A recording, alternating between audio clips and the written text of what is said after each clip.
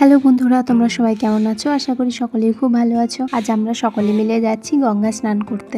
গঙ্গা জল আনতে হবে, তাই এই বোতলটা নিয়ে নিলাম। আমরা সকলেই মোটামুটি রেডি, শুধু কয়েকটা ফুল তুললেই হয়ে যাবে। বাবাও রেডি হয়ে গেছে, দোকানটা বন্ধ করলেই হয়ে যাবে। আর আমাদের দিকে কাওয়াসাকি রেডি আছে যাওয়ার জন্য। সানগ্লাসটা পরে বেরিয়ে পড়লাম, রাস্তায় খুব রোদ। এরপর গাড়িকে একটু খাবার খাইয়ে নিলাম পাম্পে থেকে, তারপর সোজা বেরিয়ে পড়লাম গন্তব্যস্থানে। এই যে চলেই এসেছি, আর একটুখানি গেলেই পৌঁছে যাব।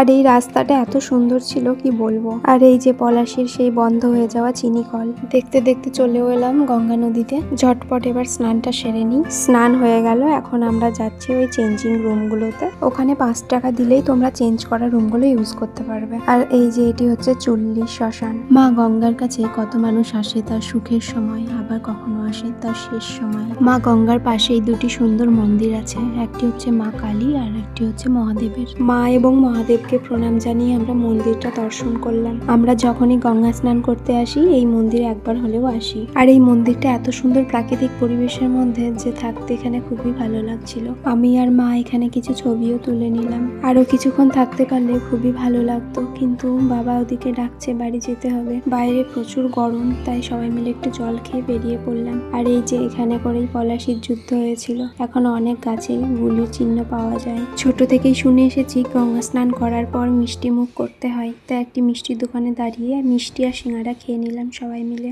বাবা মায়ের সাথে আজ একটি সুন্দর দিন কাটালাম। আজ এটুকুই। ভিডিওটি ভালো লাগলে অবশ্যই একটি কমেন্ট করো। Thanks for watching. Bye bye.